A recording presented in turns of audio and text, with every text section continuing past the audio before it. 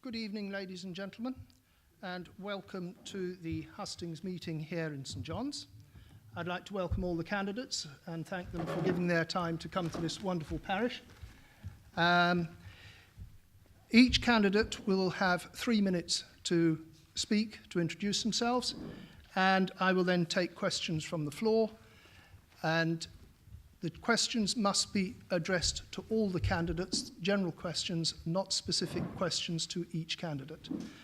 And then the candidates will have 2 minutes to answer those questions. We had a draw earlier as to who would speak first, and Guy DeFay was the lucky number to go first, and so I will ask Guy if he would like to address us now. Thank you. Conrad, did you want to do your statement reference the other candidate? Thank you for reminding me. Yes, I do. I have a statement from Mary O'Keefe Berger. Very sadly, I'll just read the statement. I received news that my mother has been taken into hospital having suffered a heart attack. I'm awaiting further news as to her condition. Situations can arise unexpectedly and timings are never good. I've taken the decision to fly over to Dublin today to be with my family. As a consequence, it is with regret that I am not here this evening in St John's to be with you all. Should the situation settle in Dublin, it is my intention to return to Jersey within a day or two to carry on with my campaign. My apologies and thank you for your understanding. Thank you very much. Guy DeFay, thank you. Mr. Le Connétable, ladies and gentlemen, thank you all for being here tonight. I assume we're probably all here because we share a similar concern that our government doesn't really appear to be performing in the way we would like. And let me cut straight to the chase. I was quite astonished, as I'm sure many others would have been, to see that our population now appears to have risen to 102, 103,000. Many people think it's actually significantly more than that. Now, the number of people in this island affects everything that goes on, particularly in the government area. Well, it's more cars on the road. It impacts on public services, puts higher requirement on health. The high level of population means we're going to require more primary schools and eventually more secondary schools, and so it goes on. And the upshot of all of that is that we need money to pay for it, and generally speaking, and certainly the plan of the current Council of Ministers is to throw that back to you, the taxpayers, by charging you more taxes. Although, interestingly, they're now being called charges as opposed to taxes. I think we have to grapple with this problem. We are fortunate in some respects that the United Kingdom, as a result of the referendum, is likely to change the rules on immigration control, and that will impact upon Jersey. But it is my view that the size of our own population will require us to additionally do some level of internal social engineering. Because let's not get this wrong, unless we start controlling the growth rate in population in this island, Jersey will start changing dramatically. Once we get to certain figures, then the one hospital will not be enough.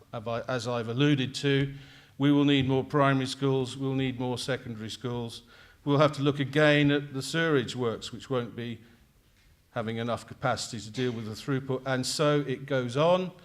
And what is quite clear is that our economic growth model, instead of providing solutions, appears to have got us into this difficulty. Now, I'm not going to stand here in 3 minutes and give you the answers to how all this is going to be sorted out, and a lot of it is going to have to be done sensitively. But what I will say is that I have a number of solutions to current problems facing you. You can read all about them on my website, guydefay.com, and I won't go into detail there, but if you are interested, it is detailed. We need to change direction, and I believe I'm the person who can assist us.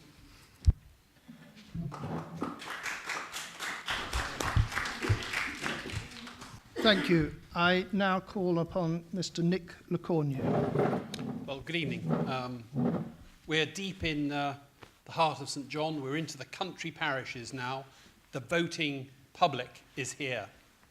And it's appropriate at this time to do something very important. I want to out the establishment candidates, because they're the ones you're going to be voting for, I suspect. Now, there's probably 3 front runners, and it really doesn't matter which one you vote for, because they're all very, very similar. They're all going to be part of that Council of Ministers party that runs Jersey. Jersey's one-party state. You might have wondered why there are no formal political parties like in the rest of the civilized world, with a 2-party, 3-party, whatever system. Jersey has none. Why? Because Jersey just has a one-party state. So what are those candidates going to be doing? Well, they're all going to be following the austerity programme which has been set out by the leadership. And that means cutting public services, cutting jobs, and raising taxes on low and middle income earners. Most of whom, of those low and middle income earners, won't be voting, because we know what this austerity programme is. It's about preserving the incomes of the rich. Now, it's not going to make any difference who gets elected, because they will do exactly what they're told when they get in to the council, be it the senator, and they will just cuddle up to the Council of Ministers. One thing you should be asking yourselves, are they competent? Is this Council of Ministers competent? Yes, you want safe pairs of hands, and you know what kind of policies. But ask yourself, all those things that trouble you about the government in Jersey, and some of you will be have been demonstrating against a finance centre block, against the town, the People's Park being used as a building site. And there are other issues, the hospital, the opacity of the financing. Any issue you care to look at, the government is not straight about it. And that's the government you're going to be voting for, and that's the candidate you choose will be part of that government. And they will, whatever they tell you, whatever they're not telling you the truth, they will be part of it, and they'll be following the party line, because there's no choice, because they want to pursue their careers, and they'll want to be re-elected in the future. They are not going to be challenging anything. So think hard about HUGH. And this is mid-term. It's not going to make much difference to the general policy, but there's an opportunity to give a surprise to the Council of Ministers by enough of your votes going to opposition candidate, opposition in inverted commas, who are not the conventional Council of Ministers lucky 3, to show you are unhappy with the way the Council of Ministers is running things. That will pull them back, most certainly. Be the reins. That will be the bit. Thank you very much.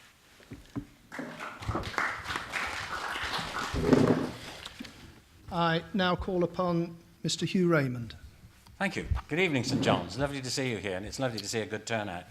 A very active parish by the looks of things. If you look at your 2021 associations and clubs, it's great to see what Jersey survives on, which is, dare I say it, volunteers.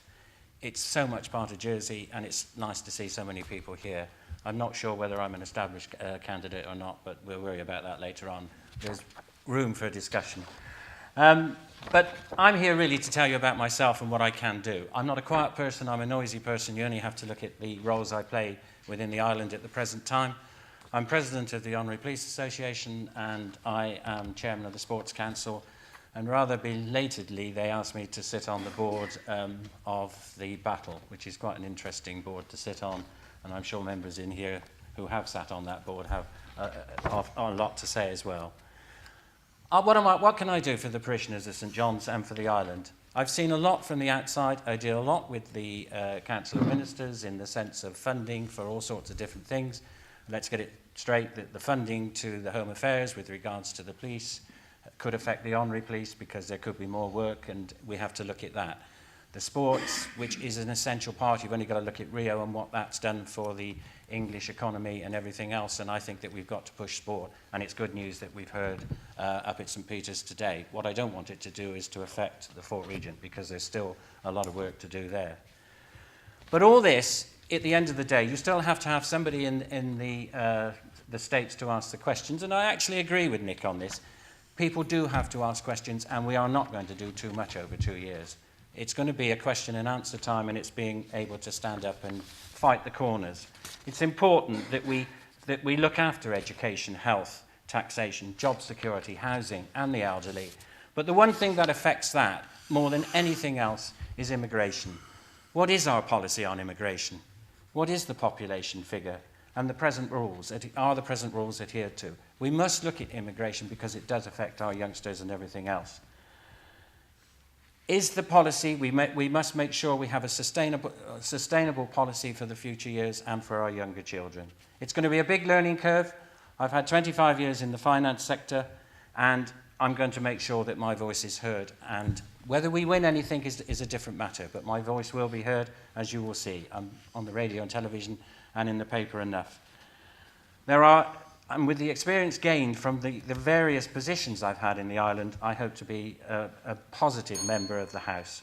So I would ask you, on September the 7th, when thinking about voting for somebody, that you would consider me. Because at the end of the day, you've got to remember, it's your island, it's my island, but at the end of the day, it's our island, and that's what we should be looking after. Thank you.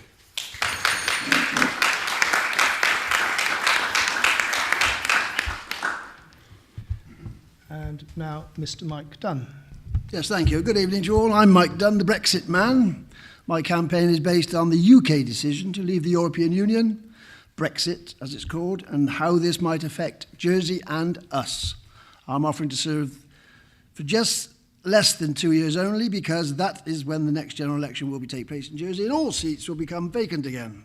It's also the time allowed for the UK to negotiate the basis of its exit from Europe and our future relationships. Jersey's future will be laid down in these negotiations too, although we have no direct voice in the proceedings since we are not a sovereign state.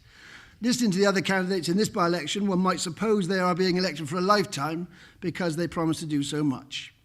We have heard it all before, of course, in other elections. But now there is only one vacancy, caused by the resignation of a senator who in 2 years discovered that she could achieve virtually nothing as an independent backbench member. There are already 48 serving members of the state, but any opposition to important council ministers' policies is inevitably doomed, because dissenting voices are almost always outvoted. Take, for example, MTFP, Midterm Financial Plan, which is the Bible of our Jersey government and will not be defeated within the states. That is the reality. In fact, it is already virtually impossible to mount any challenge on this extraordinarily complex document because the Council of Ministers have so reduced the timetable available once the state sittings resume. It is a stitch-up. Furthermore, as I've already repeatedly heard at scrutiny hearings, any member who challenges a revenue-raising policy under the MTFP, such as the health charge, must produce his or her own alternative policy to replace it. Even an organised opposition party would find this virtually impossible, especially within the available time. For any individual member, and 45 of the 48 claim to be independents, the task is hopeless. And the Council of Ministers has an almost guaranteed majority on every important vote. Of course, there is one sitting deputy seeking to become a senator, and he is a member of Jersey's only party with 3 members in the States. But quite how he believes that being a senator will make him any more effective as a voice of opposition is beyond me. I do not understand why his party is wasting so much time and effort on this election. On the other hand, I am campaigning specifically with regard to Jersey after Brexit, because this affects everybody in Jersey and many living outside, and I want to ensure that we are all properly represented on this very complicated matter. This is a realistic objective. The MTFP was drafted before the Brexit decision was made on 23rd of June. Inevitably, it is virtually ignored. I believe that the MTFP will become a dead document once the Brexit negotiations are completed. Thus, as is so often the case, it could be decisions made by others outside of Jersey what will determine the future of this island and all of us. Please read my manifesto and look at my blogs, and I hope you will see the importance of what I am trying to do. Thank you.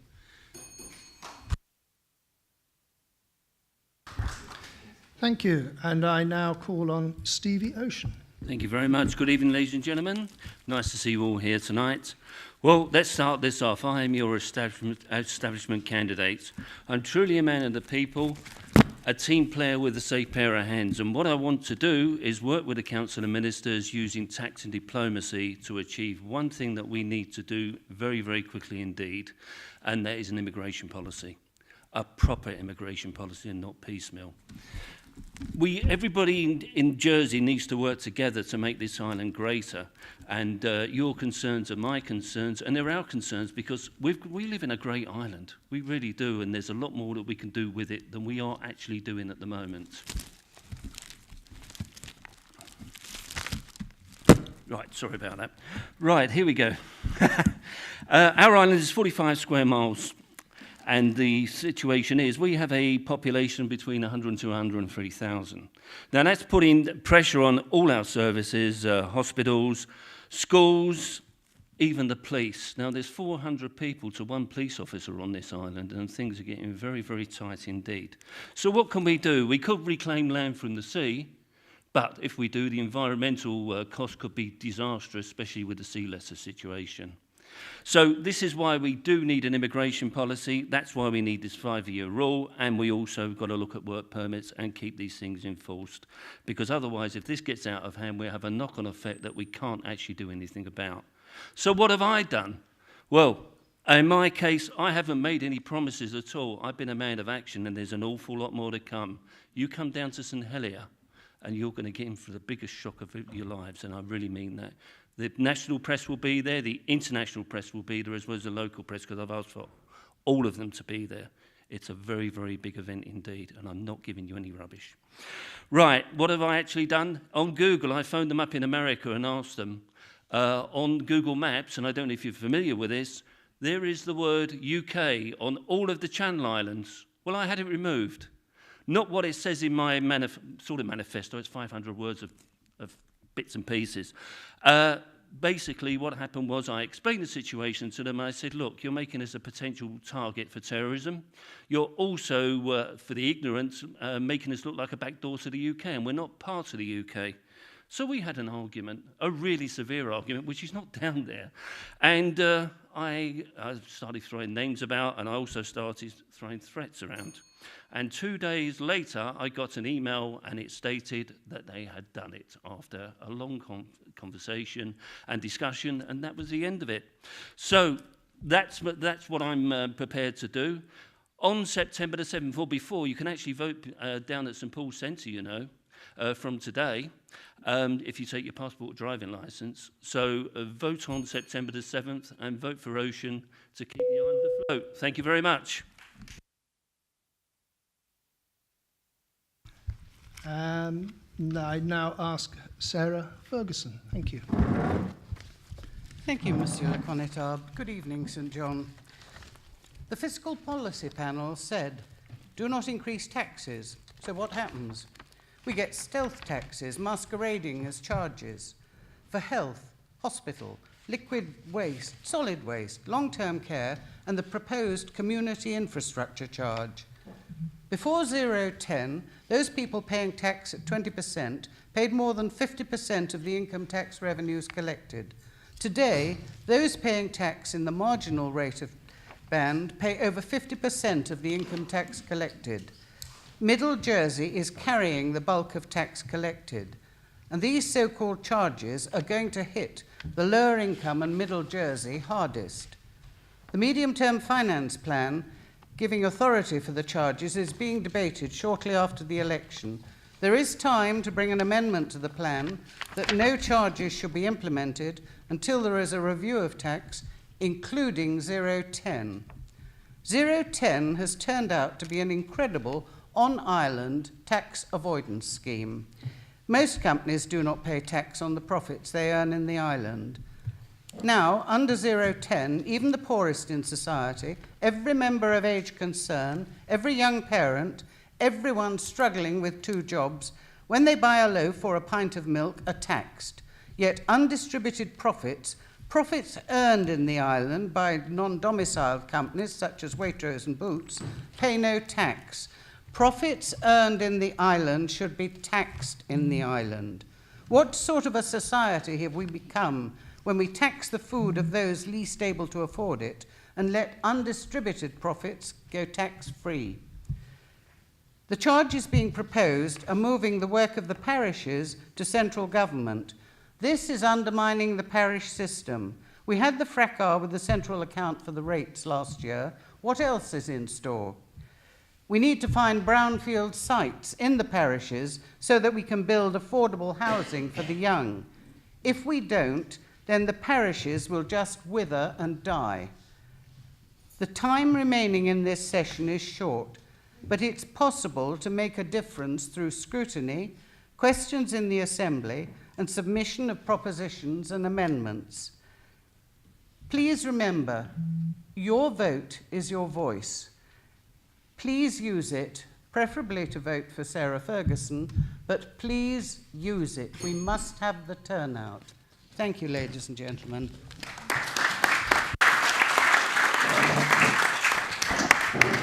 Thank you. I now ask Sam MEZEC. Thank you.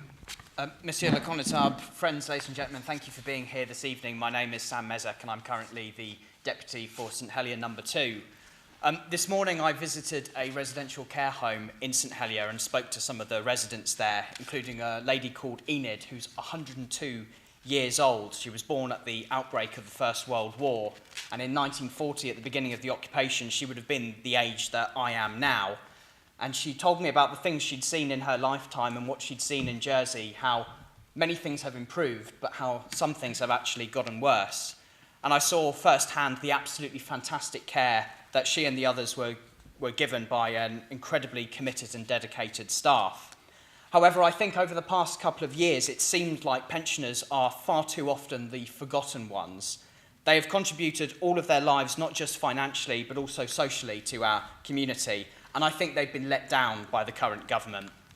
In 2015, the Gorst and Ossoff-led government led an assault against pensioners, the disabled and the poor when they cut £10 million of support from them. Some of us stood up to them and we managed to salvage a means-tested Christmas bonus for the worst-off pensioners. But now this government has their sights set on middle earners. There's a proposed new health tax which will increase the tax burden for low and middle earners, whilst the most wealthy in our society will be exempted from this. In Jersey, we now have a more unequal society than in the UK. More and more user pays charges are being proposed. There's job losses, pay freezes for our manual workers, and we continue to see huge waste in the public sector. I want to see better conditions for nurses, for carers, for those who keep our streets tidy, and the parks green and well kept for locals and tourists alike, and I don't want to see money wasted by out-of-touch and unaccountable civil servants who are completely resistant to any change whatsoever. Now, it's been asked, why am I standing as a sitting deputy?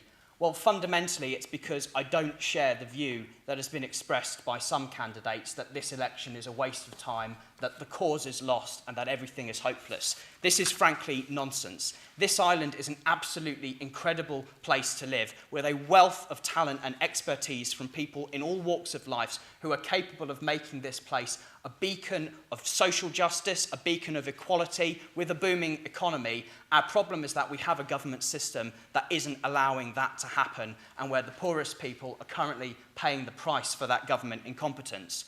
I'm standing because I believe if I'm elected, it will send a message to the Council of Ministers that they've lost the support of the public of this island and they must change direction. I'm the candidate that they are least hoping gets elected. Cynicism gets us absolutely nowhere in politics. We must be positive, we must be realistic about the problems we face, but we can only make that difference when we come together. So that's why I'm standing in this election. Thank you very much.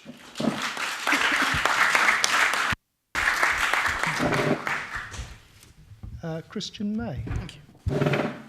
Good evening. It's a pleasure to be here in St John, and it was a pleasure to have the opportunity to tour the recreation centre before coming here and to see the continuing asset the parish have made it to the local community.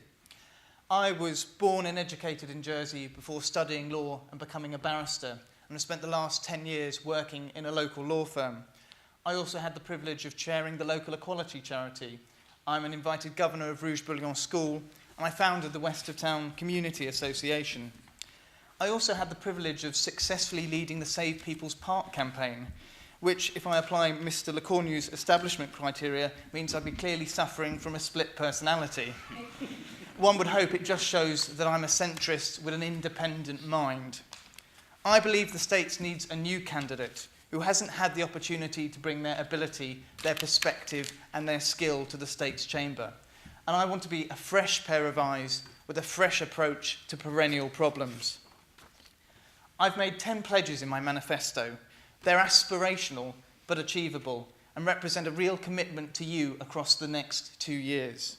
I want to ensure all Ireland students have access to university funding, want to challenge draconian measures in our health law, and want to optimise the use of states' assets as opposed to increasing taxes or bringing in charges.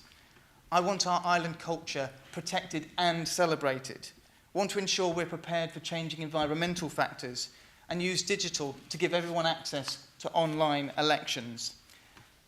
We are an island of immigrants across centuries and generations of Normans, Bretons, English, Irish, French, Madeiran, Portuguese, Polish, and other nationalities who've come to call Jersey home. We're not xenophobic and we're not racist. But it's not xenophobic or racist to want a clear, practical, and enforced immigration policy as well. One that recognises that our island has limited resources.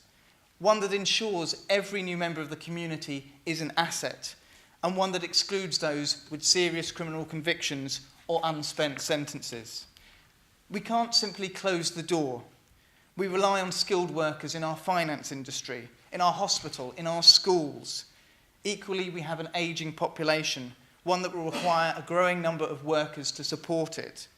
But we can make sure that every single person who comes to this island is welcomed and is an asset through their skill or through their tax contribution. And I want to see a comprehensive citizenship programme that instills an appreciation of our traditions, our values, and our culture. Some people say one voice can't make a difference in the Assembly. I don't believe that's true. I would like to be that voice and represent you in the Chamber, and I hope you'll vote for me on the 7th of September. Thank you very much.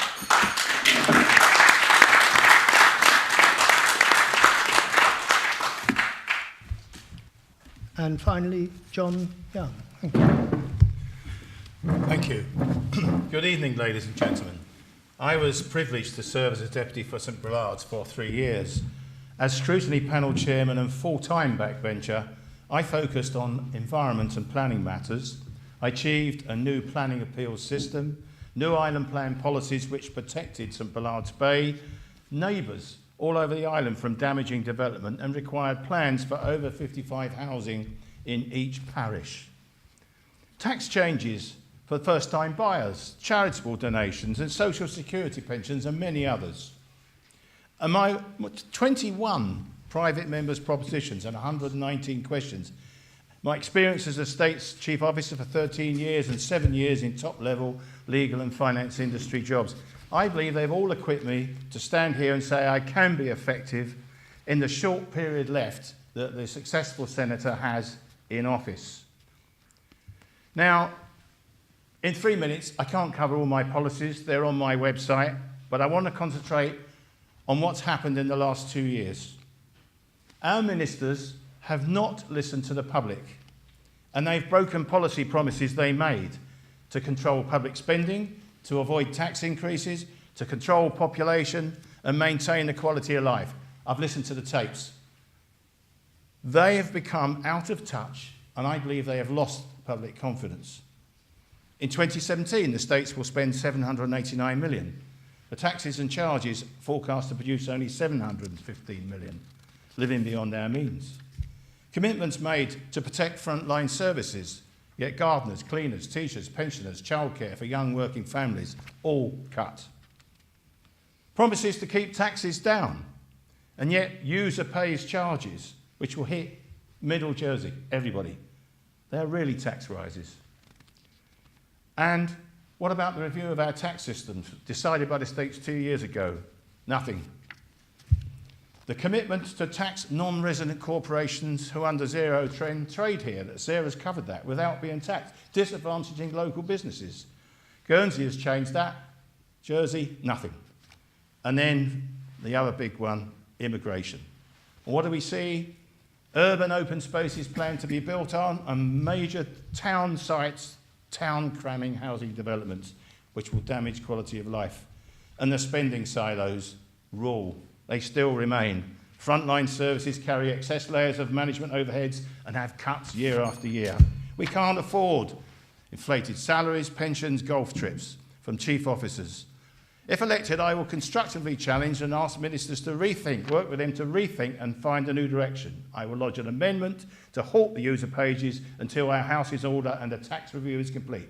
I will resign my employment and work for you full time. I won't let you down. Thank you, ladies and gentlemen.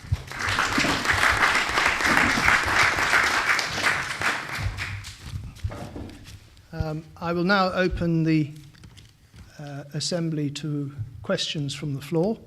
The questions will be taken in blocks of 2, so 2 questions. Martin has a travelling roving microphone, so he can put your hands up and I'll signal who to ask the questions. Thank you.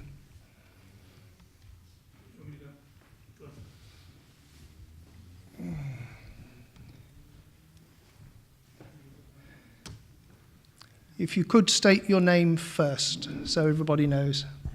Alan Munier, member of parish. I'd like to ask all the candidates, would they consider going back to committee-based government, as Guernsey have? I don't have a second question.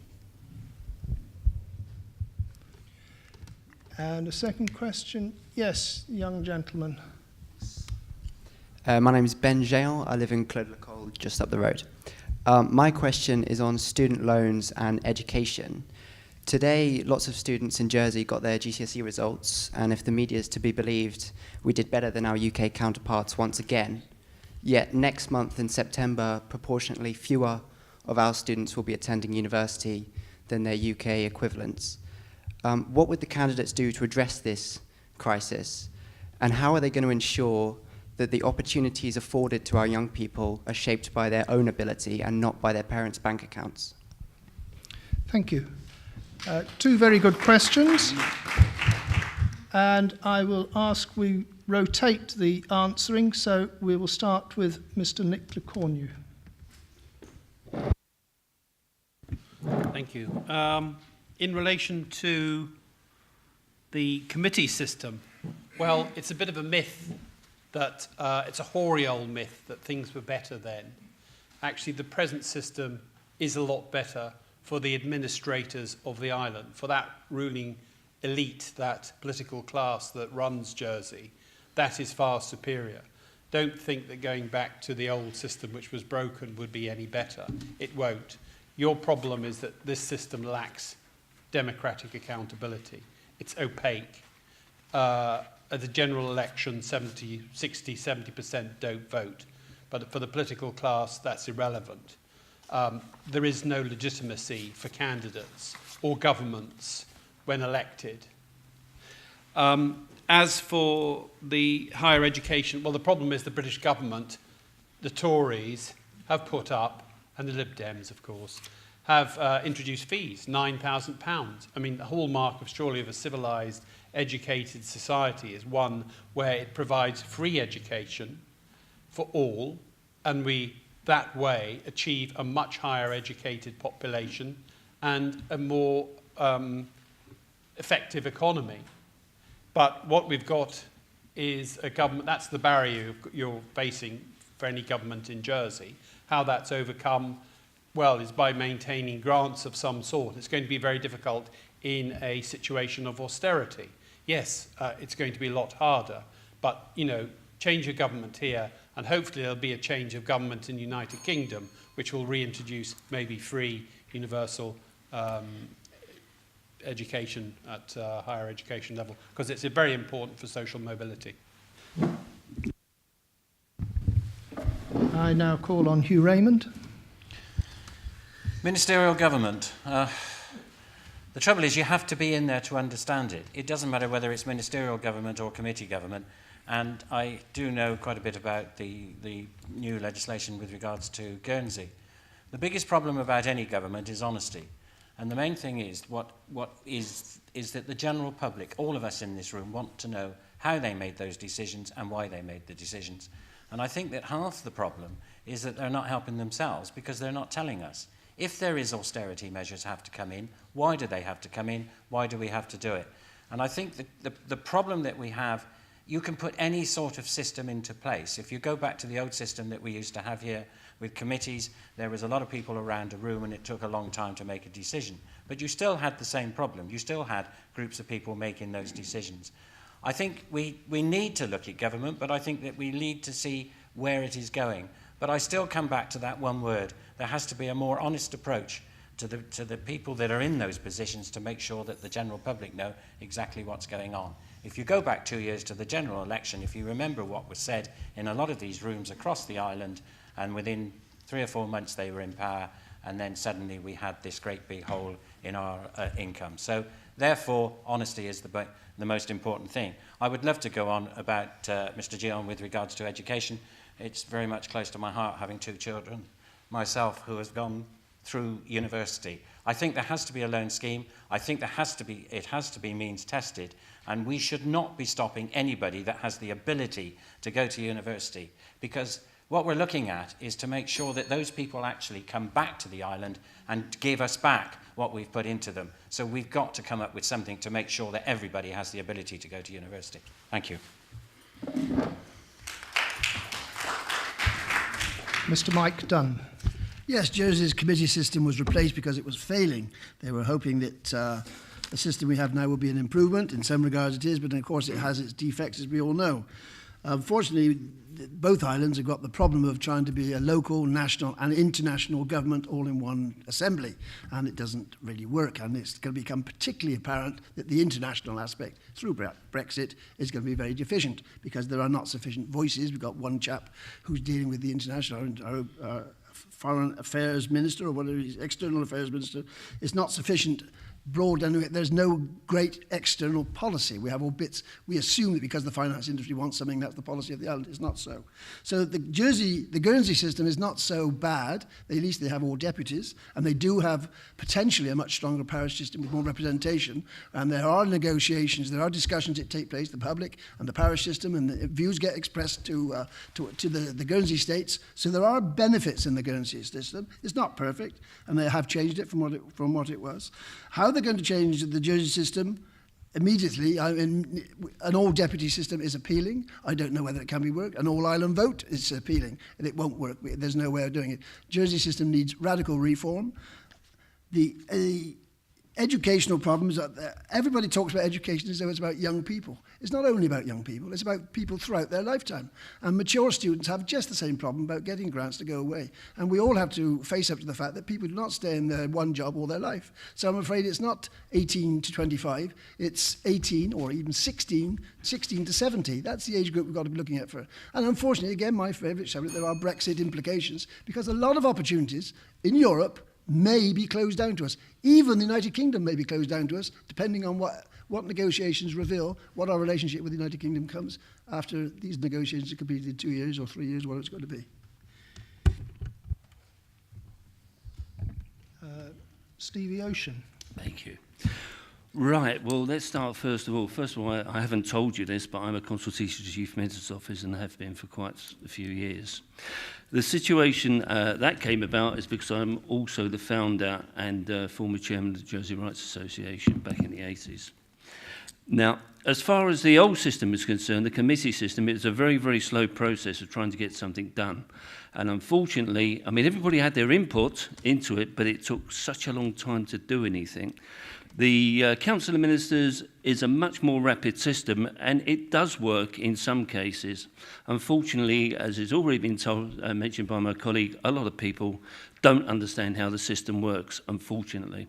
It's the same when you go to the mid-term financial plan, where you need to have an IQ of over 200 to understand the thing, and mine is a mere 122. All these things, in actual fact, need reviewing, and this is the problem. Everything needs reviewing and updating, because if you leave things alone, that's when they become stale, and things deteriorate, and things start going backwards. Now, on the situation with student loans, I had an email from a young lady who is a Jersey girl, and she's actually studying in the UK. Now, I came up with a completely new idea, and I think this could work.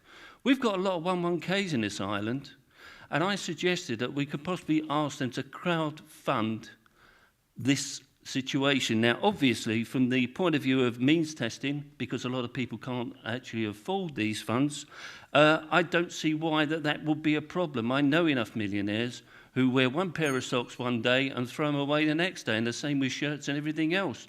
So they could put their money to good use and help people on this island. Thank you very much. Sarah Ferguson. Thank you. Yes, at the moment, Alan, you have a minister and an assistant, and I regret that in some cases, the civil servants are running circles around them. With 3 or 4 members on a committee, you get a lot of scrutiny, in fact, before a proposition or a policy even hits the Assembly. And in retrospect, having served on both committee system and ministerial, I prefer committee. The other good part about it is that everybody is part of government, everybody's part of the executive, so everybody knows what's going on, and there is much more transparency, and you can find out what's happening much more easily. I don't like collective responsibility because I think it's led to dictatorship. But basically, come on, we want the government to spend less than it earns, and I don't think we're going to do it with civil servants at the moment. Some are very good. I won't sort of condemn them all, but we do need to get everything under control. Now, Ben, student loans, going to university, I believe the careers teachers are very badly educated and they're not thinking broadly enough. There's a fetish to send all children, all youngsters, to university, and it doesn't suit everybody. And also, should you be encouraging them to go to university, to study for a degree that isn't going to provide much of a living, and they're going to be in debt for the rest of their lives? I'd like to see a technical college for students who are not academic, and they can effectively leave school at 14 to go to it to do practical courses. Sam MEZEC. I don't believe that Jersey's ministerial system is actually the cause of a lot of the problems we're facing, because there are examples around the world of small jurisdictions which have ministerial systems that actually do things really well. An example of that is a place called Gibraltar, which has a ministerial system. Their last government decided at the beginning of its term that it wanted to open a University of Gibraltar. They committed, planned, built, opened and started admitting students in the space of 4 years, and it cost them £10 million. In Jersey, that would take us a decade to do and probably cost us £500 million. So there are examples of ministerial systems working well. I think the problem is actually, there's 2 elements to it. The first is that we have an absence of real political talent at the top of our government system. Our electoral system allows people to get elected on the basis of personality rather than having a comprehensive policy document beforehand that when they get elected, they just go on and implement. And what that means is that there's far too much power in the civil servants' hands, many of whom who actually prefer to outsource policy making rather than taking those decisions themselves. And it's a bit of a vicious cycle where the politicians depend on their civil servants to get them re-elected, and the civil servants depend on the politicians getting re-elected so they can continue to have a very cosy position in their job as well. I don't think going back to committees would sort that. I think a better way to do that would be to democratise our system so that we get much better calibre politicians at the top who are able to instruct their civil servants and not simply kowtow to whatever it is that they tell them to do. In terms of student funding, the principal 100% agree with you. We should be doing everything we can as a society to help young people who've got talent and aspiration to achieve their potential. I actually don't like the idea of a loan scheme because I think it's wrong to saddle young people with tens of thousands of pounds of debt at the beginning of their careers. I want to improve our grant system, but I accept we've got a £145 million public deficit, so we are going to have to go for a loan scheme, at least in the short term, and I'll fully support that. Christian May. I would support the return to a committee system if I thought it would make a full and justifiable difference. But I think the essence of the problem that the ministerial government has is the silo mentality of the civil service. And that leads to people desperate to keep budgets and desperate to spend those budgets. It leads to a failure to share information between departments, and it leads to a failure to go towards a singular purpose, often with departments working at cross purposes. We also can't deny the sterling work that's done by the scrutiny panels to try and keep the Council of Ministers in check, especially in areas like 0 hours contracts and mental health, both which need careful attention. One of the other main issues that the Council of Ministers suffers from is a complete lack of communication, and I think if they were more transparent and more communicative with the people of Jersey, perhaps we would at least begin to understand some of the decisions that they're making. Ben, with respect to student loans, it's at the core of my manifesto, and to be honest, if I could get rid of every other policy and concentrate on just one across the next 2 years, it would be that. I think it's a disgrace that we have talented and able students in the island who want to go to university, who can't do so because of their funding. And it is an awful situation for any family to have to sit down and tell their child, I'm sorry, we can't afford to send you to university. We need to look at the grant scheme, certainly. It's been 15 years since it's been looked at, and we need to work with private enterprise to try and build an effective loan scheme, and that's something that I hope to do, and I will determined to bring a proposition within the first 2 months of being in office to get that sorted out. Thank you. Mr. John Young. Alan, in my experience, the ministerial system is fast, but does the wrong thing. I worked with 6 different committees. All the advantages that Sarah has spoken out are absolutely true of the committee system.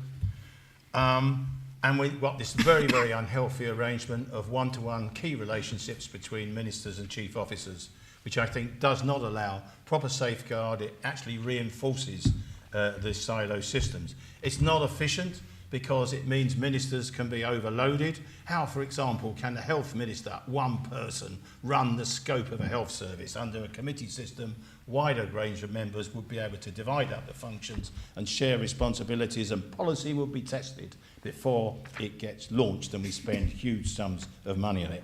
It's a shame. I brought a proposition to the States when I was a member to modify the ministerial system. I didn't get the support I needed. If I get back in the States, I shall certainly do so, because I don't think we can actually throw out ministers and go back to committees as Guernsey has done. I think we've got to modify and make the ministerial system work and deal with those negatives. Collective responsibility is absolutely wrong for Jersey. Student grants, that's about social mobility in my view. Unless we have such systems in place, we will reinforce social barriers. It is unsustainable to have a universal grant system. We have to have means testing. The loan system, I don't understand why we haven't got one. It was promised at the last election. Where is it? I asked the question. My son got a student loan when he went to university from Jersey. They switched it off. Why has the UK scheme been turned off to us? Can't our government guarantee it? Enter into negotiations with the UK to extend it if we can't do it? And then preferential treatment I want to see for university returners with tax breaks to help them to repay those loans. And then finally, preferential treatment in a work permit policy, because I think with immigration control, we really have got to face this now. Thank you. And Guy Dufay. Well, many years ago, I actually voted against ministerial government, and within a short time, and ironically, found myself as the only deputy on the first Council of Ministers. Having been a minister, there are certainly pros to the job. I was able to direct the introduction of beach showers that you've seen all around the island without having to consult anyone but myself and an officer. On the other hand, I had to take propositions to the States, and found myself massively hampered by an aggressive scrutiny outfit. And once again, when we look back at this, what really happened? We got some worthy people in as consultants who came in through the United Kingdom, attached a few local worthy people to that, and essentially tried to drop a system onto our government which relied entirely on having political parties to make it work. Unfortunately, we didn't have any political parties to do that. So we ended up with scrutiny, the opposition, when we actually run consensus politics. So I would favour another look at committees, because the attraction of that was that every state's member had a job to do in a department, and we all felt that we were working together in the government, and it was part of our traditional consensus politics. Now we've ended up, thanks to this collective responsibility, we now have the one-party establishment council of ministers with their various camp followers seeking preferment, and then we have the other side basically trying to take them on with very little chance because they never get enough votes. So yes, let's have another look at committees. Quickly on student loans, I really would wish, if we cut all the waste, I think we probably could give everyone a grant. I'm against a loan scheme because it's just more bureaucrats, more civil servants. Let's either go, yeah, here's the money, go off and do something, or find another way of doing it, possibly competitive grant system. The AAAs get the top whack, and then so it goes down. Thank you. I now ask the Assembly for another 2 questions, please. Hands up. Phil Rondell. Yes, good evening, ladies and gentlemen. My first question, over the last 18 months we've had chaos down at the ports, with, in particular with Condor. If whoever the successful candidate here this evening, or sorry, in the election, gets elected, what are they going to do to improve the nonsense we're having with Condor? And the second question is, who within the Assembly, amongst you, if you're elected, is going to run with the infrastructure policies of the island? Because at the moment it is chaos. We see our beaches are green. We even see the machine that was supposed to clean the beaches caught fire. Somebody needs to get a handle on these departments and run with it, and nobody seems to be doing that at the moment. Thank you. Thank you. And I call upon Hugh Raymond to respond first. Thank you, Phil. I've just spent the last 3 months going backwards and forwards to Guernsey, and most of the media will know as well. What I didn't understand, when we signed this contract with Condor, we did it with Guernsey, but believe it or not, Guernsey didn't sign the contract. Jersey did. I'm not quite sure about that. Now they're in the problem that with the population dropping in Guernsey, and they're 10,000 down in the first 3 months, I think we're something about 10,000, 12,000 down on Condor as well. That boat is not fit for purpose. Let's get it absolutely straight. We had 2 boats that kept going backwards and forwards. We knew it would go, and that's where we've got to go back to. What I don't understand is why some of these blooming ministers won't stand up and say it. Lyndon keeps coming out, and I've had discussions with Lyndon, and we've had discussions with Luxon, who is the chief executive. He was also a deputy in the States of Guernsey, and I think he should have seen it when he took the job over. We've got to do something about it, because the worst scenario that's coming, and let's face it, to go by plane for the weekend for any sporting body now is £120. That's out and back. It's not sustainable. We need a boat that goes backwards and forwards to Jersey and Guernsey, and we also need a boat that's reliable to get to England.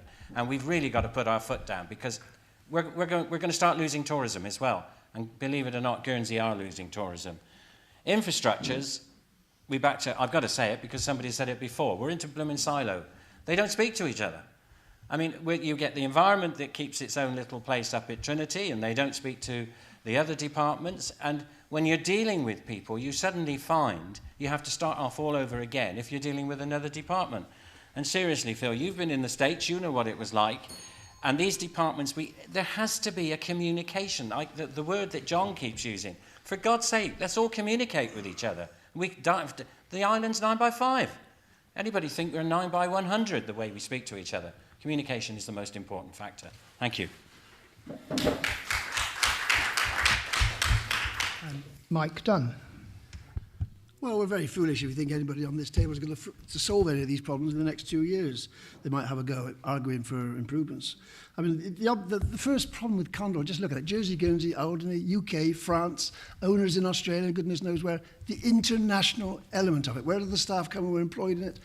I mean, obviously you know what word I'm going to use, don't you? But these are the implications. These are the problems of having this international way of, the world is not the same world. We used to run sailing ships. Okay, they came back, we've done it for thousands of years. But it's not just a matter of running a ship anymore. You've got to have all these international agreements in place. Safety at sea is not controlled by Jersey, it's because it's internationally controlled. Now, these things are subject to arrangements, constitutional arrangements between national powers, United Kingdom, European Union, other organisations. Jersey's not on the stage. Jersey can sign up to things if it is invited to do so. We don't make the rules. We don't make these arrangements. It's beyond us. And this is how complex it's going to become over the next two or 3 years. To make a simple arrangement to run a boat service is not as simple as it sounds. And it's the same with your infrastructure. If you want to control pollution that causes the seaweed, you have to look at international agreements. Pollution controls basically come from the European Union. If we disassociate ourselves entirely from the European Union because the United Kingdom is disassociated from the European Union, who's laying down the standards? Who's laying down the standards to protect our drinking water? It's so simple to me, but for some reason, the public of this island think just because we're an island, we're separated from these things. We are not. The world has changed. This international aspect is on everything we touch, everything we eat, everything we do, what we watch on television, the buttons we press for our electronic communications. It's all controlled internationally. Thank you. Stevie Ocean. Thank you, Phil. Condor. What a subject. I actually think the only way to actually combat this is to get another carrier on the route, put pressure on Condor, if you like, subtle blackmail to improve their service, or they can go away. They're doing a lot of damage to this island, and it's going to take a long time for us to get back to where we were before. I don't understand how this has come about. I mean, I turned around, and I know Lyndon Farnham very well, and I said, listen, I said, when you have a contract, like we have contracts in show business, I said, there's stipulated that you do what you do within that contract. If you don't do what you're supposed to do, it's breach of contract. And I said to Lyndon, there's a breach of contract here with Condor, and it's got to be looked into. And he did actually say to me, he said that I will look into it, but that's as far as it's got. As far as the infrastructure department is concerned, I think that Eddie Noel, the job's gone to his head. I think he's had too much sea lettuce. I really do. No, I disagree with everything they've done. The cuts on the people that have been in their jobs for years and years and years. They're bringing in cheaper labour. They're not doing the jobs that they're supposed to do. I live at the Cedars. That place was excellently looked after by the previous people. Now it's turned into a bit of a sham. And I've actually turned around and I said, I'm not allowing that to happen under any circumstances. So first of all, let's get rid of Eddie Noel, get rid of infrastructure and start again. Thank you very much. Sarah Ferguson. Thank you. Yes, I mean, we had a particularly rotten boat that had been sitting apparently in, I think, dry dock somewhere for about several years before it came. And I'm led to understand that the agreement we have apparently gives us no power to break the contract. I think this is going to be a problem. We need to obviously get the lawyers on this. I suspect we're going to have something, like a second clipper, because it looks like a retrograde step, but in fact, it's a boat that will go in virtually any weather. In the meantime, we could have put the two that go on the St. Malo route onto the English route and move the Liberation to the St. Malo route, but unfortunately, I think one of the smaller vessels is actually up for sale. So we have a problem there. There really does need to be a large handbag applied to all parties, I think. We possibly need to look also at a joint project with Guernsey, like the Isle of Man, which owns the Isle of Man Steam Packet Company, which goes to Liverpool and across to I think it's Northern Ireland. But anyway, the boats in the Isle of Man are owned by the government. Infrastructure policies, as far as the sea lettuce goes, I think Save Our Shorelines have the best approach. I like the concept of the oysters and the tractor, and I think we must try that. The road at Montmeadow is lifting. The Montcochon road is lifting. And it's all being done by an English company. Why aren't we using local companies? Yeah. Thank you. Sam MEZEC. I had a very surreal experience last time I used Condor. I was on a trip to Guernsey, which tends to be a surreal enough experience on its own, but the ferry back was cancelled, and they put us on a Montchil boat instead. And as I went to collect my luggage, it was actually handed to me by the CEO. I couldn't help but think, why isn't he behind a desk somewhere on the phone trying to sort things out rather than helping us with our baggage? I think that there's clearly been huge mistakes made with Condor, and it's very easy to say in hindsight we should have made this decision or that decision, but it's quite obvious they didn't get the right boat, they didn't come up with the right agreement, and we hear a lot of talk from the Economic Development Minister, Senator Farnham, and not enough action. I think if things keep getting worse, I think actually it might come to a point where we need to say to the Minister, right, here's your ultimatum. If you're not capable of sorting this out, sorry, you've got to go and we'll get someone who is capable of doing it. And that's actually a similar answer to what I'm going to give about the infrastructure one as well. The Infrastructure Minister, Eddie Null, perfectly nice chap. I get on with him really well, but he's not the man for the job, unfortunately. He stood up in the States Assembly when he was standing for TTS Minister and said, and if anyone wants the quote, I can find this for you. It's very easy to find on the States Assembly website. He said, if I'm elected, there will be no job cuts under me. In fact, the number of people employed is going to go up.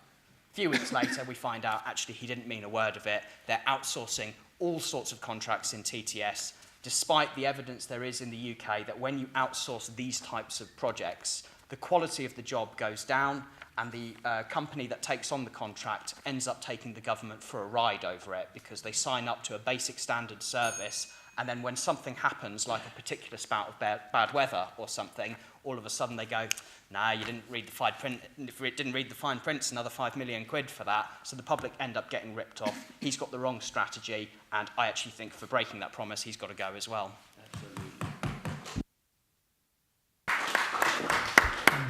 Christian May. Phil, you won't be surprised to hear that I agree with the other candidates. Condor is a disgrace, and the vessels are simply not appropriate for the seas that they're crossing. And I think it's about time that the Minister, and the Chief Officer and Condor got up and said something we don't hear very often, which is, we were wrong. We were wrong in the agreement, we were wrong in our choice of vessel, and it might well be time to enter into litigation over it, because I can assure you that just like the Liberation, no contract is watertight. It's having an impact on sports, it's having an impact on business, on students going to university and tourism. I've spoken to some small business owners recently, and they say the most reliable vessel in Jersey is actually the JEP mail boat going across to Guernsey. It leaves every day on time at 5 a.m. And I think we need to look potentially to another operator on the route to ensure we've got resilience, but also to ensure that we've got some competitiveness over the costs of travelling between islands and to the UK. On infrastructure, I agree with Hugh. The departments just simply are not working together. It comes back again to this silo mentality. And the green beaches are a disgrace. Save Our Shoreline do have some good ideas. They had the idea over a year ago about planting oyster beds, and it's taken over a year for the department to begin to take them seriously, because in the meantime we've had consultants. Ironically enough, in their commercial waste charging briefing, which the Department of Infrastructure have been coming out with, they say, we have clean beaches, and as part of Team Jersey, the department want to play their part in keeping the island this way. I don't even think I need to follow up on that particular quote. We need to improve the ways the departments are working together. We need to improve our infrastructure. And I don't think that by putting their concentration on the waste charge is the right way to be going about it. Thank you.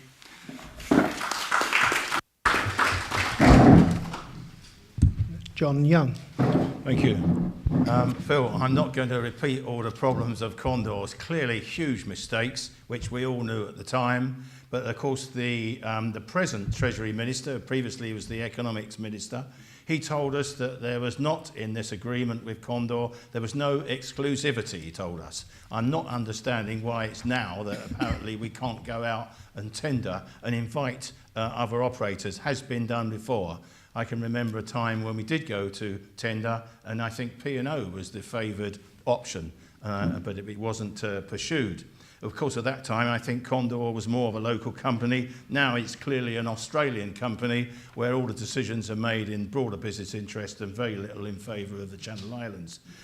Once upon a time, I think there used to be Guernsey and Jersey, some kind of Channel Islands transport body where these things were discussed. I'm not seeing any signs at all under the ministerial system that there's decent constructive discussions going on between the islands. I can't see how we can solve this problem without them. That is absolutely imperative.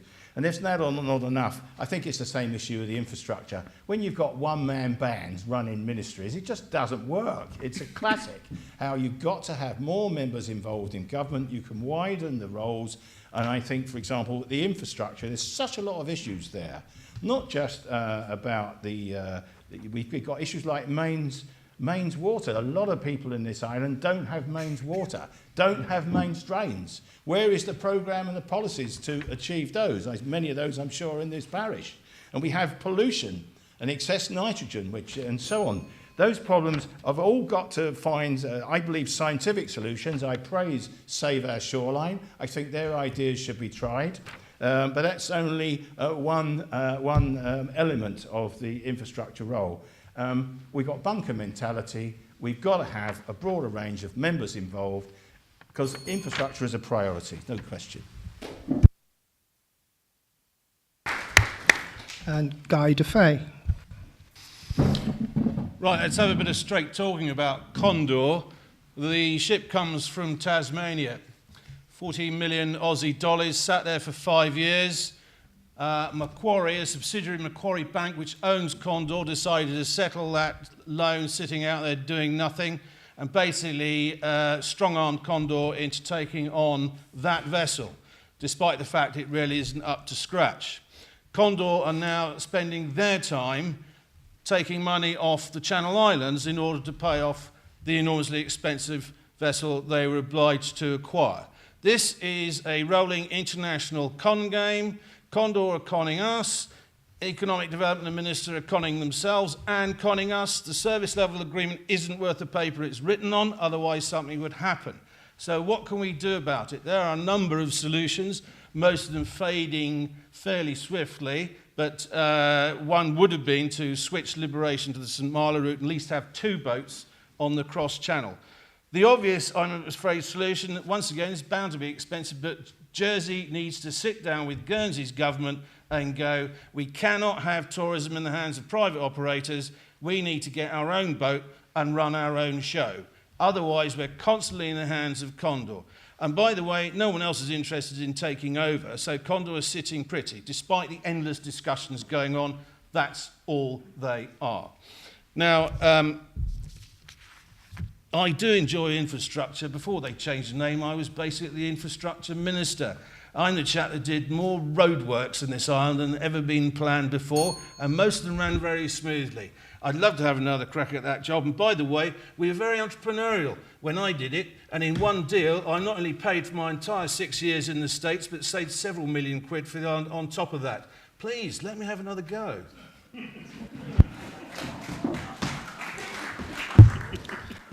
And Nick CORNU. I think we can forget competition. It's quite obvious that a provider for north and south services has to have a monopoly. And unfortunately, the government of Jersey has not negotiated well with the current provider. And now they're looking probably to get out of the contract, and they'll probably find that there isn't a way out. So they're pretty much stuck with it. Wouldn't it maybe be a good idea, as Guy DeFay suggested, nationalise it? Let's have British Rail steamers back. Maybe if Mr Corbyn's nationalising the railways in the United Kingdom, he could bring back the steamer service to those British Channel Islands. I think Eddie Noel is a perfect, absolutely perfect infrastructure TTS minister. He's totally ideological. He's got no concern with the functionality of the service. He's there as the Council of Ministers' guard dog. It's cut, cut, cut, cut, cut. And it's privatise, sell off. Let's get rid of these gardeners, and then we bring them back on 0 hours contracts, on minimum wage. Hooray, we've solved the problem. No, we haven't. You've just made the lives of a lot of workers a lot worse. Here's a guy who really doesn't know what he's doing, but he's doing what the Council of Ministers want him to do. He's probably the most effective and efficient minister in charge of a ministry, because he is, as I say, totally ideological. That's what they want. That's the government you're going to be getting when you vote for one of these 3 establishment candidates. It's the same old story. Thank you. I was taken a bit by surprise by Phil. I'd like 2 people to ask one question at a time. My suggestion to the sea lettuce is that everybody use their Love Jersey app and go and take photographs of the sea lettuce all over the St Albans Bay, and maybe something will be done. Okay, questions, please. This young gentleman. Peter Brooks, Zion Village. To what extent do you believe that the proposed cut in starting teachers' salaries is likely to encourage candidates of the highest quality to educate Jersey's young people? Given the current environment of fiscal tightening, if you are not in favour of this teacher salary cut, in which specific areas would you propose public spending reductions? That's almost 2 questions. Just cuts in teachers' salary we'll take. Anyone else? Yes, Bill Gray. Is it corporation tax? Is it possible to get corporation tax back? We lost it. Can we get it back? Corporation tax or company tax? Okay. And I don't know if you want a second question or something you want about. No, just the one question, okay. Thank you. Well, with that question, if not, just the one question, thank you, Bill. It was worth a try, and I call upon Mike Dunn to reply first. Thank you. Yes, this idea of high quality. The population of the world is not made up of high quality. There's all sorts of people in the world. When you educate people, you get a mixture of people. You know, I mean, you just don't do this. This is like selective breeding, isn't it? Teachers' salaries need to be of a reasonable level, and if they're going to cut teachers starting out, as I think the plan is to cut their salaries, it hardly starts them off on a good, especially if we're trying to recruit teachers from outside and all the rest of it. The other thing I think about highest quality is that there's 11 candidates in this election. Now, as far as I could see it, we are much like the people who run the states now. And when you talk about the highest quality, this presumption that you're going to get high quality states members. Have you got high quality states members now? Obviously not, because you wanted to sack them left, right, and centre. So these are the people we elect. Well, why not elect us en bloc? Would we be any worse than what we've got? Would we be highest quality or lowest quality? These standards are just so cliche, aren't they? Meaningless. Corporation tax in Singapore, Indonesia is proposing to introduce a 17% tax, a corporation tax, trying to stop all the tax evasion. Now, these are the sort of things that are happening on an international scale because the money's leaking across into Singapore, as I understand it. This is what countries are doing, trying to introduce a tax to stop it. Now, if countries, as you know, Brexit is looking at these sorts of activities, or will be looking at these sort of activities, because of the leakage of money from places into places like Jersey. And if you have unfair tax competition, now if you have a fair corporation tax, if you don't try and set up something which led to 0-10, which is manipulative and trying to create false taxation systems, in other words, the taxation is not for the benefit of the people who live in the place, but it's for the benefit of the place, people who live outside. If that's what you're doing, if that's what you want to do, then that will get hammered, and you can't be able to do it. But if you want to have a fair tax, in other words, you don't have hidden taxes, calling them charges or whatever you call them. If you have that sort of system, you have a fair tax, that would be acceptable.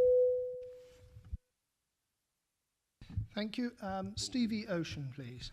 Right. Well, on the point of teachers, you've got to have a certain salary level, because if you don't, then they're not going to come to the island. That's about that. When we're talking in terms of teachers, are you talking about student teachers that are going to go on to become... Right, newly qualified teachers, obviously. And you're talking about coming from the outside, from the UK, or from within Jersey? Either. Right, well, obviously, there is a pay level to start with. Now, I'm not too sure on what that figure is, but obviously, if you're going to talk about cuts and things like that, that's obviously going to make them think twice about staying in the profession, because this is what people do. People that have been GPs for years and other professions, when things change, they start looking at another profession. So if you're going to keep people like this within the field that they're working in, I think it is very important to have a level that is workable and they can progress from it. Does that answer your question? Thank you. Right, as far as corporation tax is concerned, look, we have got to have these things as far as that is concerned, because we're going to be shooting ourselves in the foot. This island has a lot of money coming into it. I'll give you some idea what the amount of financial money was in this year. £133 billion from the finance industry. Nobody else on this table knows that. I do. And we need that money in this island. So if you start messing around with these things, then you're going to get, we literally destroy the finance industry and it will just disappear. Thank you very much. Sarah Ferguson. Right, the cut in starting teacher salaries, I'm not very conversant with these. Were they too high to begin with? It's a matter of opinion. I don't know. I mean, it's difficult. I'm not sure that you can cut them across the board, because different subjects require different salaries. For instance, I do know that maths teachers are pretty rare and very valuable, and if you get a good one, you hang on to them and pay them a bit more.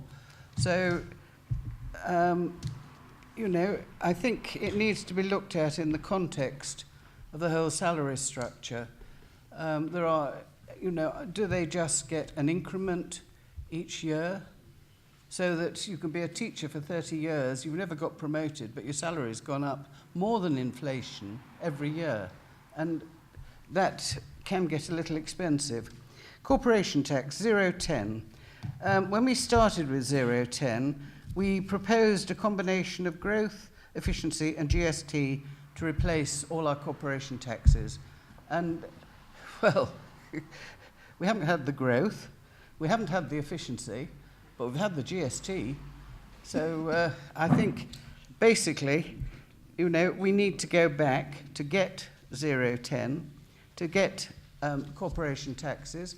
As I said earlier, taxes should be paid, profits earned in the island, the taxes should be paid on the profits earned in the island.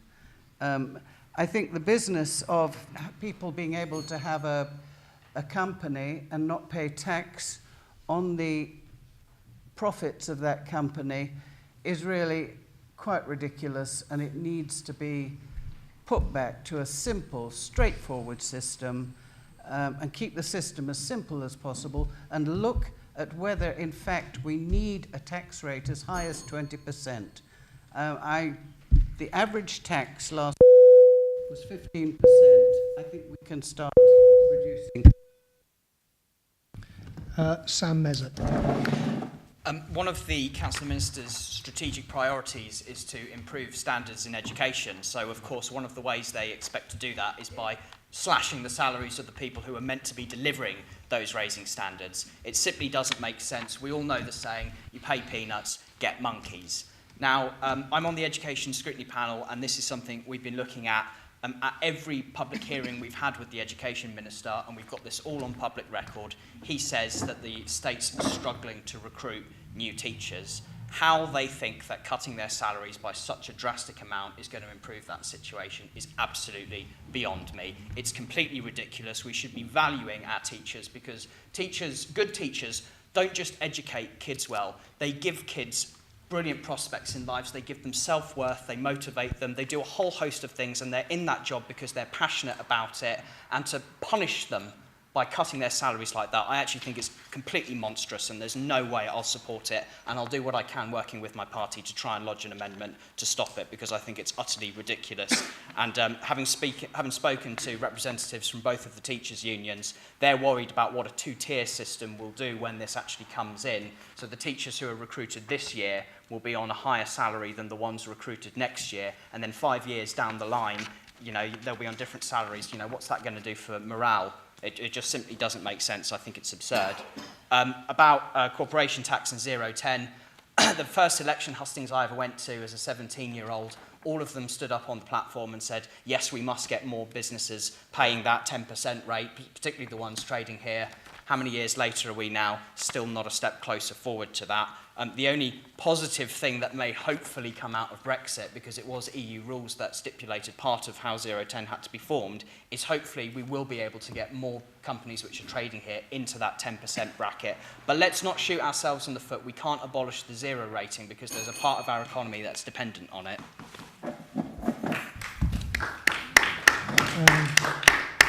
Christian May.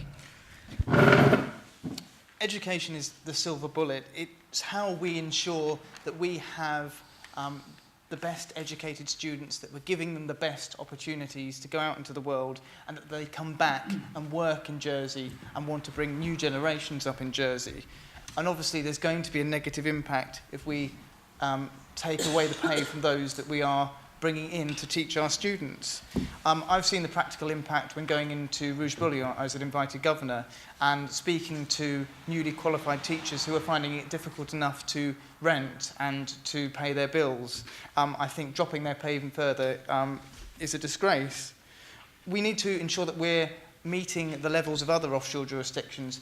We compare ourselves to the United Kingdom at the moment and say, well, our grades and our attainment is at the same level as the UK, but they're 20th in the world on the OECD index. If you look to Hong Kong and Singapore, two very successful offshore jurisdictions like us, they're right at the top of the scale, and that's what we should be aspiring to. When it comes to 010, I think we do need a comprehensive review of our taxation structure, but we can't forget that the 0% rating has been the basis of our finance industry, and it would be very risky to take any change without knowing what the practical implications will be. There are two ways to explore. We could look to introducing other businesses into the 10% bracket, but I worry about the effect that might have, for example, on retail and the high street if we included them in that rate. The other way is to look at it from the jurisdictional model, looking at businesses underlying trust structures that operate not within Jersey but in the BVI and Cayman. But again, we don't want to risk what has been a very strong finance industry. And the main thing we need to do before we raise any taxes is to look to efficiency, to look to getting rid of the silo structure in the States, and to look to making as many savings as we can do. John Young. Thank you.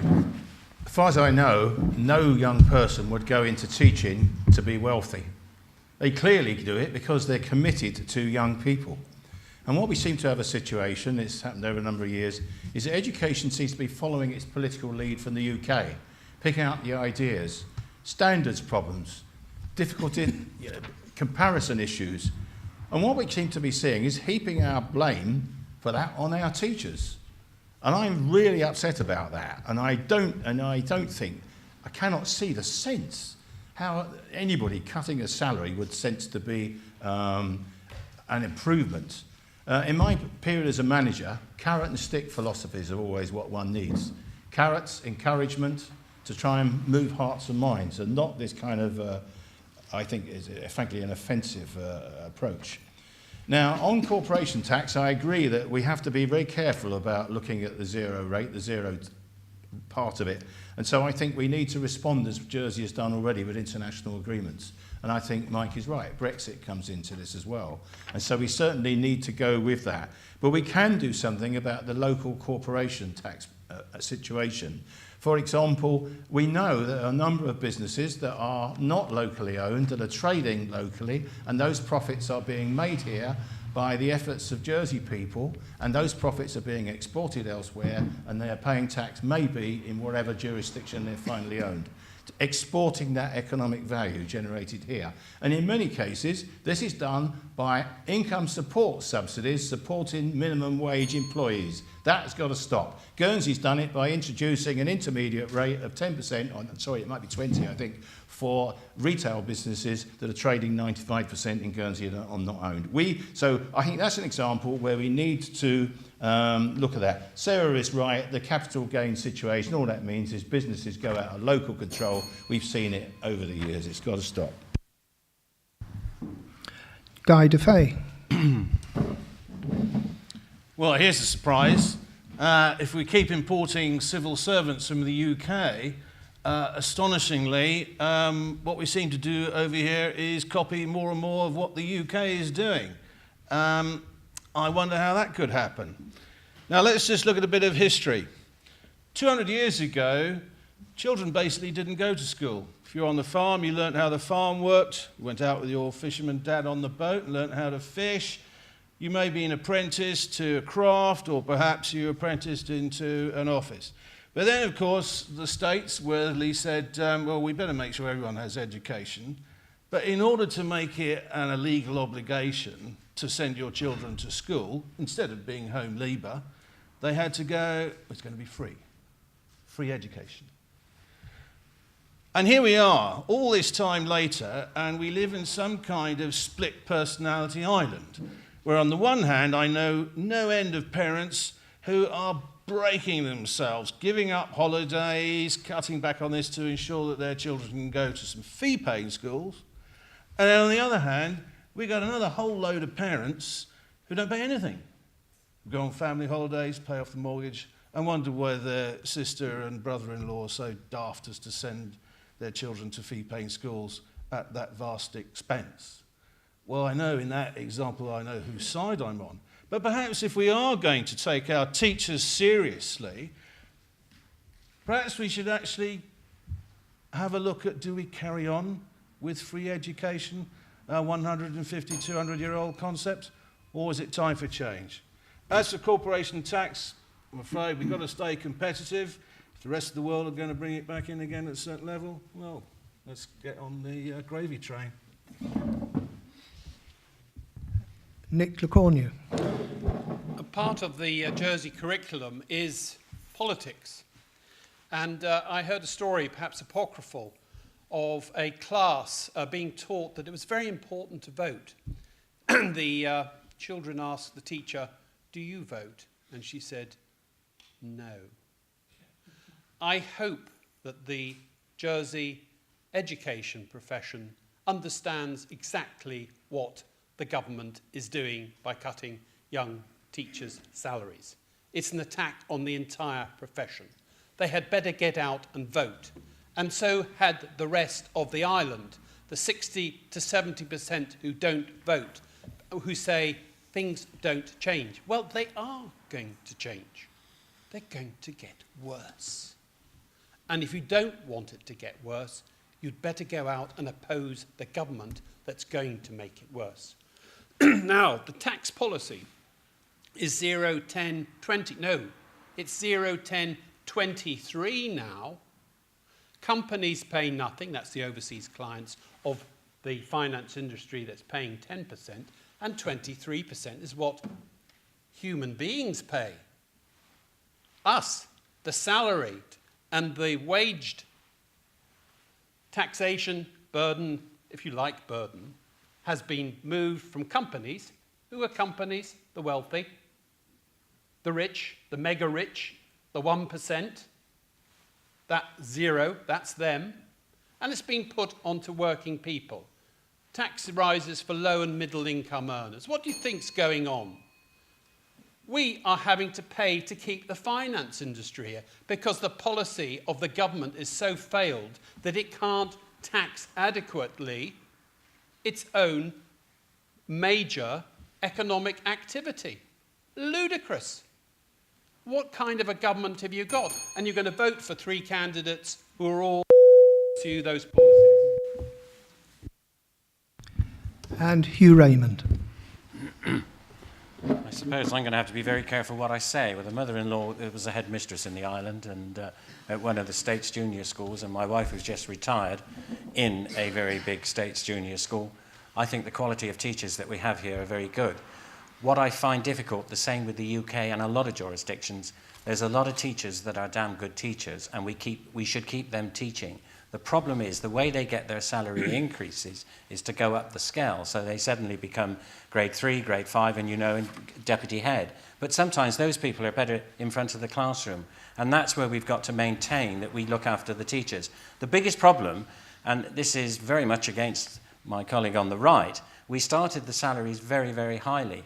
You could bring the police force into this because, as you find out, that the level of income for the normal policeman coming into England, going into a police force is vastly different to the ones that come here, and it's exactly the same with teaching. But the teachers must be looked after because that's our bread and butter. And I slightly disagree. Knowing the schools and seeing and I've been into the schools, and because of my involvement in the schools with the family, there are some very good teachers on the island, and we've got to maintain them. I will say, as a reverse, I was a teacher for 2 years and got out and went into the finance industry. So, like John, I got out because there was more money in the finance industry, John. With regards to corporation tax, it's this competitive thing. If somebody could come up with something, there was a very good question last night, and they were talking about capital gains. Well, you've got capital gains, stamp duty, you've got corporation tax. It's right across the board. The problem is I think we have to sit down and find exactly where we're going and how we determine what we do. I personally think that there is a lot more room with regards to corporation tax, and I think there is a lot more room with company tax. But I think we're frightened of saying it because we don't want to be non-competitive. But again, we're back down to sitting around a table and discussing it. And I will say that there are very few people, probably even in this room, that can sit down and discuss such a complicated matter. Thank you.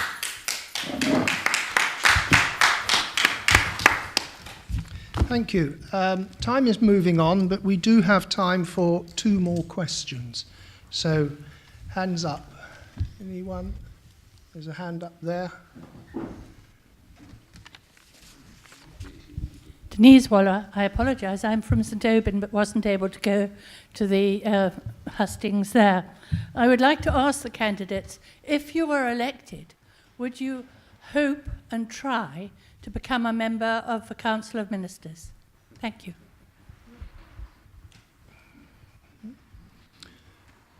And the second one. We've got one from Gerald here. I need that. No, could you use it, because there are a lot of people who are on loops and who have poor hearing, and also it's being recorded. So no disrespect, but there are others who are listening outside. How kind to tell me. Firstly, thank you all. I've been rather more impressed than I thought I would be. As I have to say, I think 60% or more of the members of the states couldn't earn a living any other way. Regarding the way the government works here, my family came from Hong Kong in 1961 over here, and I came full-time in 1993. I think the States of Jersey, as it is constituted at the moment, is nonsense. We have 49, 50 people looking after 100,000. Could I shorten you and have a question? Yes. Do we hope if somebody here, and they will be elected, will take the time and the trouble to see if we can make amendments in the way we are governed at the moment, because I think it's nonsense. Thank you. And I call upon Stevie Ocean to answer the 2 questions first. Right, well, on the first point, a very interesting situation here. If I am lucky enough to become elected, yes, I would actually like to become a member of the Council of Ministers, but not become a lapdog. Not by any means, because I'm not that way inclined, and people know that. Basically, as far as that is concerned, I want to do things in my way, but use them by using diplomacy and tact to do it. Because if you start jumping up and down like Zebedee at the magic roundabout, you don't get anywhere, unfortunately. On the point of the second question, right, I'll go back to what I said a few nights ago, and it actually put in the JP. Who runs this island? Is it the Council of Ministers, or is it the chief officers that bully them? Now, if I can ascertain that, I'd actually exile them all to the Equihos, and they can go over on the Liberation. It might conk out halfway across. That's the way I feel about that, because the chief officers are taking liberties that are far beyond what they do. You know, the £13,000 as far as the airfare is concerned.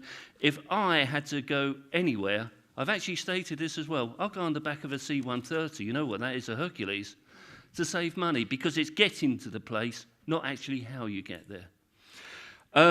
As far as that mess is concerned with the way the island is governed, yes, I would like to make amendments. I would like to turn around and say, look, we can do things this way and we can do things that way, but we all work together, as I said before, and as far as I'm concerned, it's the only way forward, because otherwise you're blinkered and nobody gets anything done. Thank you very much. Pleasure. And Sarah Ferguson. Yes, if the position of Chief Minister was available, I would settle for that one. But being realistically, obviously, scrutiny, plus the questions, plus propositions and so on. Scrutiny is something I know about.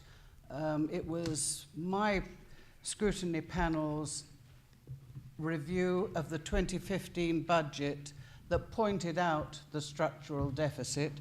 But I will quote you a few comments.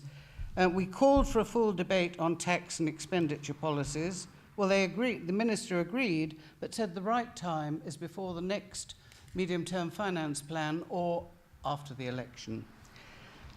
We said further work was needed to establish the scale of the structural deficit, and we were told to refrain from making judgments until the next medium-term finance plan after the next election. I wonder why. And actually our advisors commented that if the States was a private company, a profits warning would have been issued. So, you know, I do have a track record in scrutiny of being reasonably useful, I hope. Reconstituting the States, yes, I'd like to see 30 senators, all on an all-Ireland vote, working towards a rolling setup like the American senators do.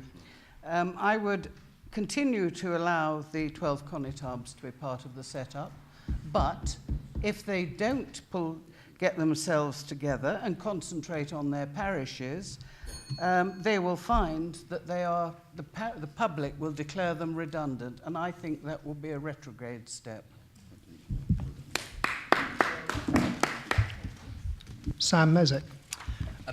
I think that your deputy here, Tracy Valois, showed real integrity when she resigned her position as an assistant minister. I think she did it for all the right reasons, and I think it's a tragedy that the Council of Ministers didn't listen to some of the things she said when she resigned. When she did do that, I did jokingly suggest to Alan McLean that since that vacancy was up, maybe he'd like to give someone a call and have a think about that. But for some reason, they didn't take that offer very seriously. Obviously, there are no vacancies in the current Council of Ministers, so I wouldn't be seeking to do that. I think with an island-wide mandate, I think there would be an argument that I should take on a scrutiny role, perhaps in the corporate services area, because that is a lot bulkier and does a lot more, and that's something I'd like to have a role in. In future, though, I want to work with other people who are progressive-leaning in the States and people outside the States, other potential candidates in future, so that we work towards the 2018 election. I think we need a clean out at that election. The Ian Gorse-led government has broken every promise they made this public, and we need to be looking forward then so that we can make a push and get people with talent and integrity who lean on the progressive way, who aren't going to be raising taxes on low and middle earners, that sort of thing. That's what I'd like to look to. You described the system as nonsense. I couldn't think of a better word to describe it with than that word alone. The system is nonsense. It's overcomplicated. It's unfair. It doesn't really contribute to having a decent, democratic and efficient government system. I believe on principle that we should have a system where there is only one category of states member. I don't care what they're called, it's irrelevant, frankly. One type of states member where everybody has an equal vote, no matter where they live in the island. That's what I support. I think that's the most democratic way forward. There does have to be compromise, unfortunately, because of the way the political setup is at the moment, and I'll support any amendment to the system that makes our system fairer so that you get more equality across the board, regardless of where you live. Christian May. I don't want to seek a role within the Council of Ministers. There are no vacant positions, and I think the Council of Ministers, with the number of ministers and assistant ministers, is big enough already. I would love to work with scrutiny, possibly on the Corporate Services panel, and I'd ideally like to become a member of the Public Accounts Committee because I think there's some very important work being done there. I trained as a lawyer. I became a barrister. I've worked for 10 years within a law firm dealing with issues touching on both the criminal law aspects but also funds, trusts and regulation, and I would like to use my practical skills from that work within the Assembly. I've also got a clear set of pledges which I've put in my manifesto, and I think pursuing those would be more important to me than trying to find myself a ministerial role. I also believe we need to change the way that the Assembly is constituted, and so do you, and I know that because we had a referendum on it. We just never saw the results of that referendum. I believe in the way that that referendum came out that we do need equal districts with equal representation. I respect the role of the constables. I think that they play a very important part in the parish, and I would like personally to see them continue to be in the States Chamber. When it comes to senators, I think it is important that we have candidates with an island-wide mandate. I think, as some candidates have suggested, having 30 senators might be slightly difficult, and if we have any hustings, we'll all be on that side of the room and you'll be over here, because that's the only way you'll fit us all in. We do need change, and I would hope that working with other like-minded members in the Assembly, we can get that change within the next 2 years before the next election. Thank you. John Young. I'm not a careerist. I think the person elected will have to use every opportunity possible to try and influence change. That means joining scrutiny, joining working groups, PAC, whatever role one can grab in order to be able to make sure there's an influence there. At the moment, there is no ministerial vacancies, but one of the features of the ministerial system is we never seem to have votes of no confidence. When we had committees, they were continually frequent. If you have a minister going off the boil, they knew about it, and the states made changes. We seem to be not able to do that. But it doesn't mean to say that all the ministers' positions is stable. So if one comes up, I think whoever it is, the person who gets elected at this senatorial election will be entitled to put their hat in the ring for that position to try and be effective in the 20 months. Now, on this, what can we change for government? On the executive side, I've already said I want to see ministerial boards added to the SOJ law. Obviously, the chief officer's structure has to change. But on the political side, obviously, for me, the state's had a bellyful of it over the last few years, and it's been messed up. I think the decision on the constables has been made. We have to all respect that. They will stay in the states. But I don't think senatorial, all positions being elected on the senatorial role is at all practical, and I'm sure you've seen that. But I think there should be some. And personally, I want to see the chief minister have an all-island mandate. Now, how we structure the other deputy seats, we've got to change that, because I really don't see having a lot of members elected unopposed is good for democracy. And many people say, I wasn't able to vote in a general election. That's got to stop. This is all with PPC. I don't think realistically the person elected will be able to lead on that, but I really hope that PPC pick it up. And I can say from my point of view, if I'm elected, This time, I will support a modified option B if it comes forward. Thank you. Guy de Fay. Personally, I'm not prepared to join a Council of Ministers subject to the new rules of collective responsibility.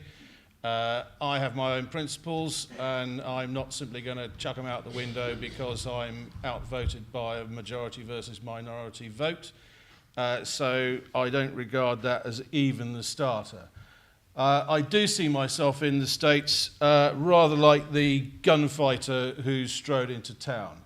I won't necessarily be joining scrutiny or anything else because I think I can do far more by asking questions, bringing propositions, and generally covering all the briefs rather than tying myself into a particular area, because that is what's required.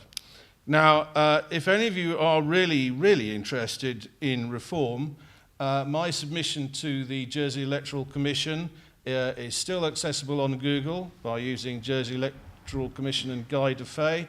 It basically is about rolling senatorial reform. Now, that means that we respect the question that was asked of the public and keep the 12 constables, and broadly speaking, abolish deputies. Be careful of Sam MEZEC talking about we want people on an equal basis, because that sounds a bit multi-constituency to me, and I don't favour that. 12 constables, 28 senators, big vote on day one, but afterwards they go 7 a year, each year over the 4-year term. So it all comes out in the wash, and we end up with rolling government, which, by the way, is an excellent idea for an island that's based on financial services where they like consistency and continuity and no nasty surprises.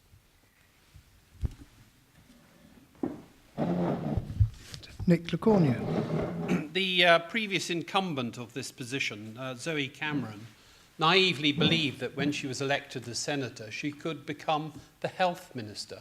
I say naively because she totally underestimated the nature of the way that power is exercised in the island.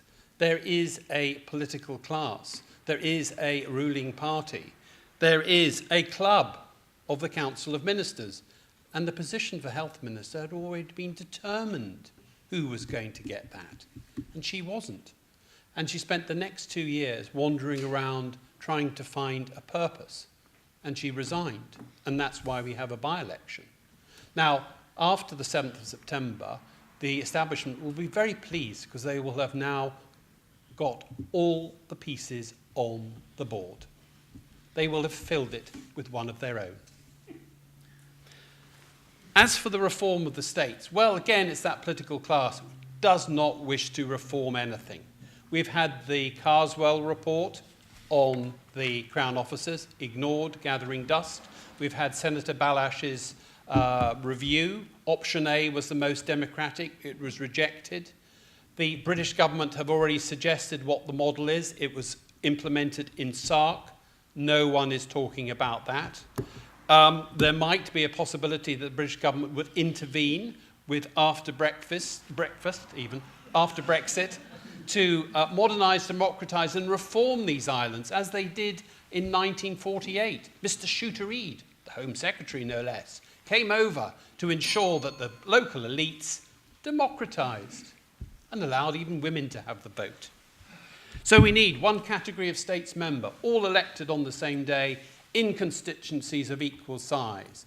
That is what I'm campaigning for, and I think it'll go on forever and ever and ever, because this political class will not deliver it.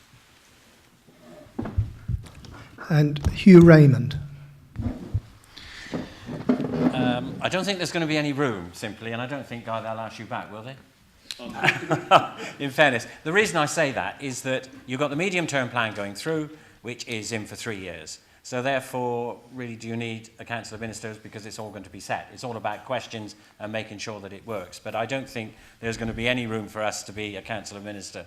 And well, sacking them might be a way of getting rid of them, but that would be quite interesting. But my whole point is that I just want to be in there asking the questions.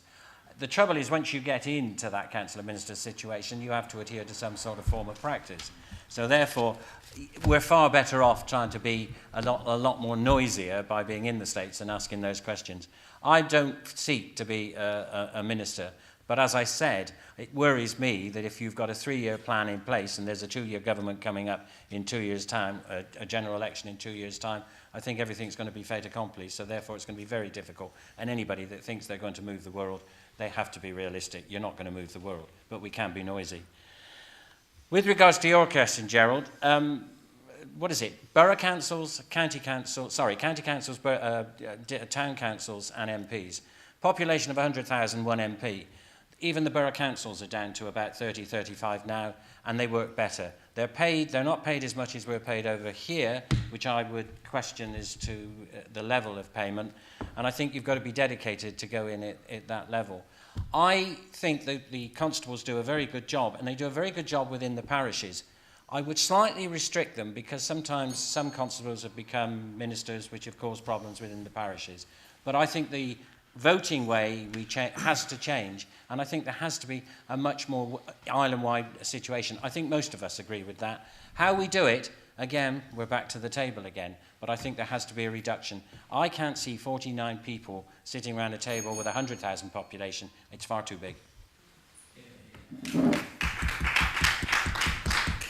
And finally, Mike Dunn. Yes, I got even worse news for you. There's 2 torpedoes heading our way. We've got Brexit on its way, as we all know, because I keep telling you about it. I've got no illusion I don't want to be a minister. I want to be... I've attended virtually every scrutiny panel ever since they started. How about that for a record? And I want even more. I love it so much. I want to set up a specific Brexit scrutiny panel. I want a Brexit group that involves all you people, so you can come along, express your views, what you want. If we're going to have independence, well, we must do it by agreement. Whatever the outcome is, it's no good. The official policy of this island is wait and see. That's not acceptable. The world's moving on. It's already changed. It's moving on another pace. The other torpedo is the independent Jersey Care Inquiry, which will be reporting at the end of this year. I've sat through a load of those hearings as well, because I got nothing to do with better to do with my time. Virtually no members of the public go along to that one. There's horrendous and deep reforms could come from that. They will be so substantial. They will be so deep in their implication about the whole system of government administration in Jersey is up for grabs because of that inquiry, the faults in the system. And that's going to be declared hopefully before Christmas. So that's the Christmas present for us all, of a torpedo amidships. And it's going to be quite, if they report on my interpretation of what they see, everything that's happened, it's not just about children's abuse of children, it's the whole system of government and administration. They've examined, listened to loads of evidence from all quarters, and if they report unfavourably, I don't know what we'll do about it, because it'll be so immense. The reforms that we'll have to follow will be incredibly complicated, complex, and deep, and we won't like it.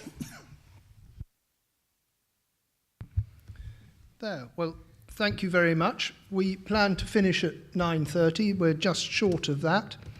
I'm sure the candidates would welcome staying behind and talking to any and all of you individually. There is no closing time for the parish hall, so please feel free. And finally, thank you to the candidates for all their answers and for their thoughts, and thank you to the parishioners for your attendance today. Thank you very much.